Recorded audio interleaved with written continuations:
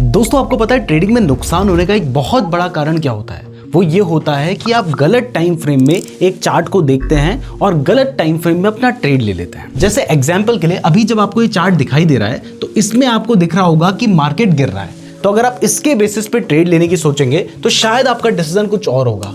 जबकि अगर वहीं आप 15 मिनट के टाइम फ्रेम में चले जाते हैं तो यहां पर आपको लग रहा होगा कि मार्केट बढ़ रहा है और इस जगह पे आपका जो डिसीजन हो सकता है वो डिफरेंट हो सकता है।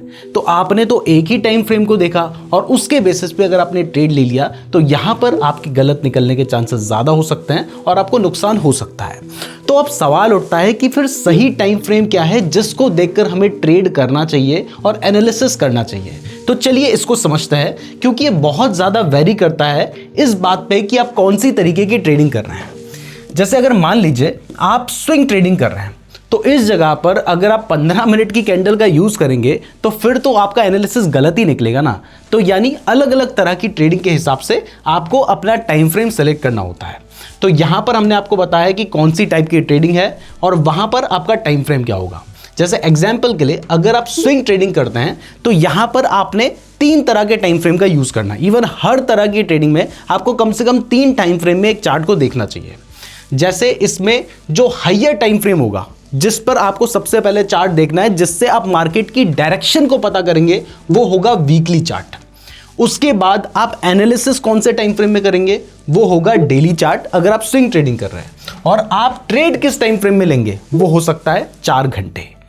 इसके अलावा अगर मान लीजिए आप BTST कर रहे हैं या फिर क्रिप्टो के फ्यूचर्स में काम कर रहे हैं जिसमें आप चाहते हैं कि आप 10 घंटे 12 घंटे या 1-2 दिन के लिए ट्रेड लेना चाहते हैं, तो इस जगह पर आपका जो हाइयर टाइम फ्रेम होगा जिससे आप मार्केट की डायरेक्शन पता करने की कोशिश करेंगे वो डेली होगा। इसके अलावा आप मार्केट का एनालिसिस 4 घंटे के टाइम फ्रेम में कर सकते हैं और आप एंट्री 1 घंटे के टाइम फ्रेम में ले सकते हैं। और इवन जब भी मैं आपको क्रिप्टो के फ्यूचर्स में ट्रेड करने के बारे में बताता हूं तो मैं आपको कहता हूं कि आप 1 घंटे के टाइम फ्रेम में ट्रेड करेंगे तो वो ज्यादा बेहतर रहेगा। आप चाहे तो इसका स्क्रीनशॉट ले लीजिए या फिर आप इसको नोट भी कर सकते हैं। बट इसके बेसिस पे एनालिसिस करना कैसे है चलिए ये समझते हैं। तो इसके लिए वापस से आ जाते हैं हम अपने डेल्टा एक्सचेंज के प्लेटफॉर्म पे। देखिए मैं जो आपको एग्जांपल दिखा रहा हूं वो मैं आपको क्रिप्टो में कैसा एनालिसिस करना है उसका एग्जांपल दिखा रहा हूं, लेकिन सेम तरीके से आप किसी स्टॉक का या किसी इंडेक्स का भी एनालिसिस कर सकते हैं। अब एग्जांपल के लिए मान लेते हैं कि आप क्रिप्टो के फ्यूचर्स में ट्रेड करना चाहते हैं तो इस जगह पर आप डेली टाइम फ्रेम में डायरेक्शन पता कर सकते हैं, 4 घंटे के टाइम फ्रेम में आप एनालिसिस कर सकते हैं और 1 घंटे के टाइम फ्रेम में आप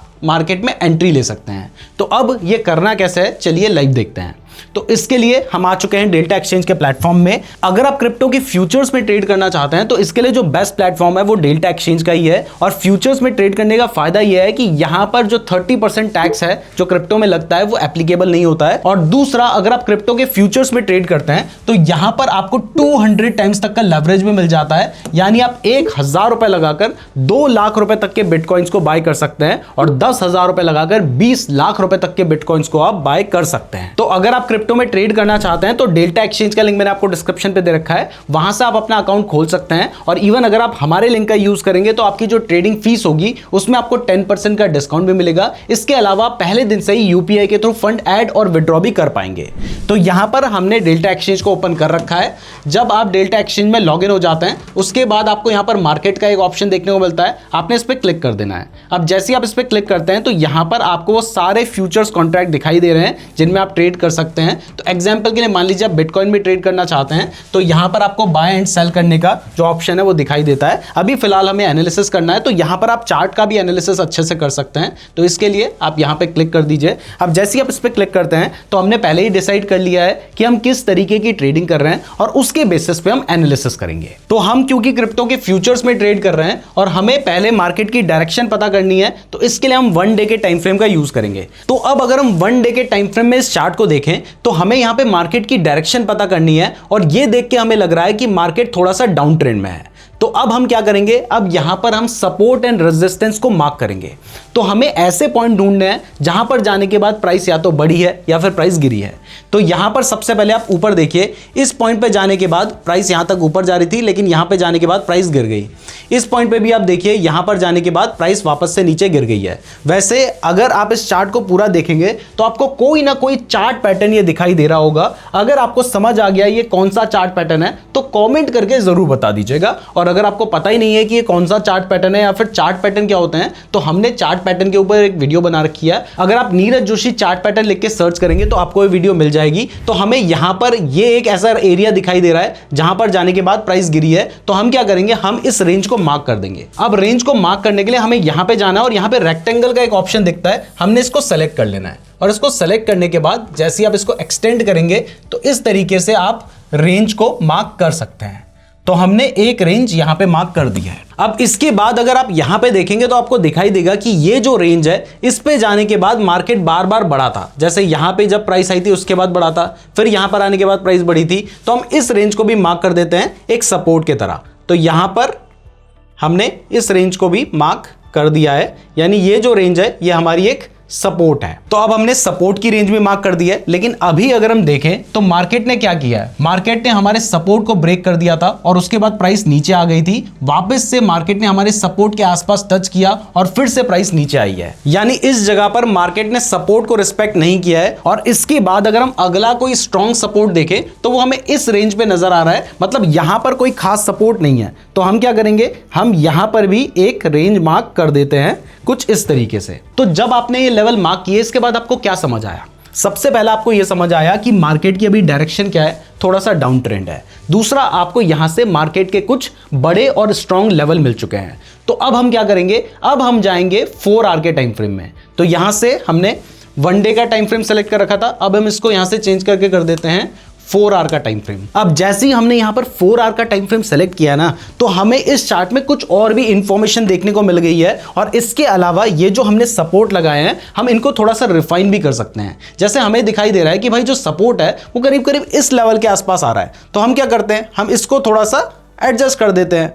यहां भाई यहां पर हमारा सपोर्ट बन रहा है। अब इसके अलावा हमें इस जगह पे भी अब कुछ सपोर्ट सा नजर आने लगा है। आप देखेंगे कि ये जो सपोर्ट है वो आपको करीब करीब यहां भी नजर आ रहा है, क्योंकि हम 4 घंटे के टाइम फ्रेम में देखें तो प्राइस ने इस लेवल पे आने के बाद, फिर वापस से इस लेवल पे आने के बाद और फिर वापस से इस लेवल पे आने के बाद सपोर्ट लिया है। तो हम क्या करेंगे, हम यहां पर भी अपना एक सपोर्ट जोन मार्क कर देते हैं।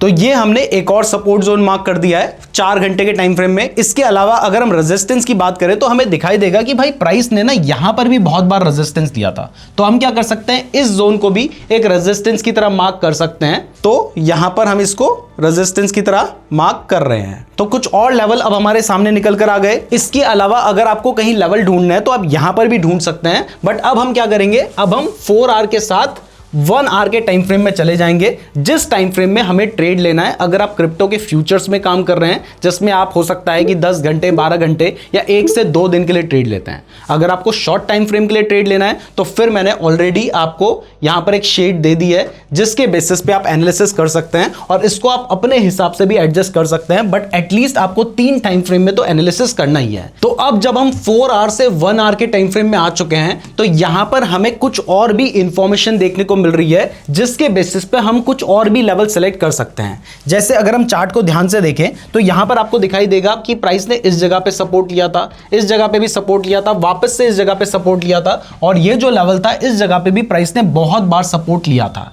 तो पहले तो ये सपोर्ट था, लेकिन अब प्राइस इससे नीचे आ चुकी है तो ये इसके लिए एक रेजिस्टेंस की तरह काम करेगा। बट एक लेवल हमें यहां पर भी मिल रहा है, तो हम यहां पर भी एक लेवल ड्रॉ कर देंगे, जिसके लिए वापस से हमने रेक्टेंगल वाला ऑप्शन ले लिया है और इस तरीके से हम अपना एक लेवल ड्रॉ कर सकते हैं। तो इस तरीके से हमने यहां पर एक लेवल ड्रॉ कर दिया है और उसको थोड़ा सा एडजस्ट कर दिया है। तो अब अगर आप चार्ट में देखेंगे तो आपको कुछ स्ट्रॉन्ग लेवल पता चल चुके हैं। इसके अलावा मार्केट का आपको ट्रेंड पता चल चुका है। तो जो सही तरीका होता है वो ये होता है। अब अगर आप इन लेवल के हिसाब से काम करेंगे तो आपके जो सही होने के चांसेस होंगे वो बहुत ज्यादा बढ़ जाएंगे। तो अब जब आप ये सारे लेवल्स ड्रॉ कर देते हैं तो उसके बाद हमारे लिए समझना ये इंपॉर्टेंट है कि ये लेवल्स अब हमारी किस तरीके से हेल्प कर सकते हैं। तो देखिए, ये जो लेवल होते हैं ये हमें बताते हैं कि मार्केट किस जगह से कहां तक जा सकता है। जैसे अभी आपको दिखाई दे रहा है कि जो प्राइस है वो इस वाले लेवल के नीचे है और यहां पर है। यानी अगर प्राइस गिरती है तो वो वापस से हो सकता है कि ये जो लेवल है इस लेवल के आसपास सपोर्ट ले, एग्जैक्ट लाइन नहीं, हो सकता है 81,000 या 80,000 के आसपास प्राइस सपोर्ट ले। और अगर प्राइस बढ़ती है तो हो सकता है कि यहां पर ये जो हमारा 84,000 से 85,000 का लेवल है, यहां पर हो सकता है प्राइस वापस से रेजिस्टेंस ले और उसके बाद गिर जाए। तो अब जब आपके सामने सारे लेवल्स निकल कर आ चुके हैं, आपने मल्टीपल टाइम फ्रेम में एक चार्ट को एनालाइज कर लिया है, तो अब आपको क्या दिखाई दे रहा है? आपको दिखाई दे रहा है कि जो प्राइस है वो अभी यहां पे चल रही है और इसके बाद जो हमारा नेक्स्ट इंपॉर्टेंट लेवल है वो ये लेवल है जो कि 84,000 के आसपास का है। 84,000 का हमारा जो लेवल है वो एक क्या है? वो एक स्ट्रॉन्ग रेजिस्टेंस लेवल है। यानी अभी जो प्राइस है उसके कम चांसेस बन रहे हैं कि इस लेवल के ऊपर जाएगी, बट इस जगह पर हम कोई भी शॉर्ट करने की पोजीशन नहीं ले सकते, बाय करने की पोजीशन नहीं ले सकते। लेकिन अगर प्राइस ने इस लेवल को ब्रेक कर दिया तो उसका मतलब क्या है? इसका मतलब यह है कि यहां पर जो बायर्स हैं वो बहुत ज्यादा स्ट्रांग है और उन्होंने अगर एक बार इस लेवल को ब्रेक कर दिया तो इसके बाद प्राइस बढ़ने के चांसेस होंगे और वो प्राइस इसके बाद कहां तक जा सकती है? जो हमारा नेक्स्ट लेवल है, यानी प्राइस यहां तक जा सकती है। अगर इसको भी ब्रेक कर देगी तो उसके बाद प्राइस इस लेवल तक जा सकती है। हमें यहां से ये समझ आ रहा है। लेकिन अब लोग क्या गलती करते हैं? वो क्या गलती करते हैं कि जैसे ही प्राइस ने इस रेंज को ब्रेक कर दिया वो वहीं पर बाय कर लेते हैं। देखिए, जरूरी नहीं है कि प्राइस ने जैसे ही ब्रेक किया उसके बाद वो प्राइस थोड़ा भी नीचे नहीं आएगी। हो सकता है प्राइस ने यहां पर इसको ब्रेक कर दिया, उसके बाद प्राइस थोड़ा नीचे आए, यहां पर कंसोलिडेट करे और उसके बाद ब्रेकआउट दे। तो ये आपके लिए समझना इंपॉर्टेंट है। बट अगर यहां पर ब्रेकआउट आएगा तो इसके बाद क्या होगा? प्राइस के इस लेवल तक जाने के चांसेस होंगे। तो यहां पर आप मोटा मोटा 4 से 5,000 पॉइंट्स को कैच कर सकते हैं।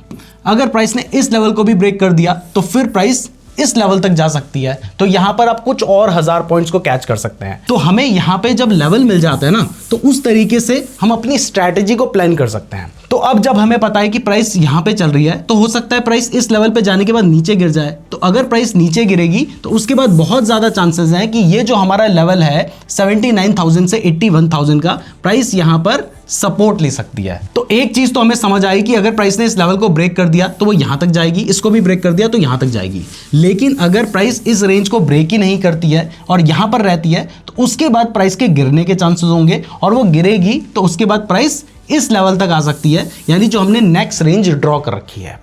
तो इस तरीके से हम अपने ट्रेड को प्लान कर सकते हैं। अब देखिए, सिर्फ इसके बेसिस पे आपने ट्रेड नहीं लेना है, इसके साथ साथ आप वॉल्यूम का यूज कर सकते हैं या अपनी कोई और स्ट्रैटेजी का भी यूज कर सकते हैं। मैं आपको सिर्फ एक थोड़ा बहुत आइडिया दे रहा था जिस तरीके से आप मल्टीपल टाइम फ्रेम में एक चार्ट को एनालाइज करेंगे। और क्लियर कर दूं कि ये वीडियो सिर्फ एजुकेशनल पर्पसेस के लिए थी, ये कोई भी बाय या सेल रिकमेंडेशन नहीं है। और वैसे भी जब तक आप तक ये वीडियो पहुंचेगी तब तक ये चार्ट ऑलरेडी आगे बन चुका होगा। तो अगर आपको ये वीडियो पसंद आई है तो वीडियो को लाइक और चैनल को सब्सक्राइब जरूर कर दीजिएगा। और अगर आप क्रिप्टो करेंसी में ट्रेड करना चाहते हैं तो डेल्टा एक्सचेंज का लिंक मैंने आपको डिस्क्रिप्शन पे दे रखा है। और अगर आप हमारे लिंक का यूज करेंगे तो वहां पर आपको जो ट्रेडिंग फीस होगी उसके ऊपर 10% का डिस्काउंट भी मिलेगा। तो अगर आप क्रिप्टो ट्रेडिंग में इंटरेस्टेड हो, जो कि 24 घंटे 7 दिन चलती है, रात को भी आप इसमें ट्रेड कर सकते हैं, तो अपना डेल्टा एक्सचेंज में अकाउंट जरूर खुलवा लीजिएगा। और अगर आप क्रिप्टो ट्रेडिंग के बारे में डिटेल में सीखना चाहते हैं तो आप इस वाली वीडियो को देख सकते हैं। धन्यवाद।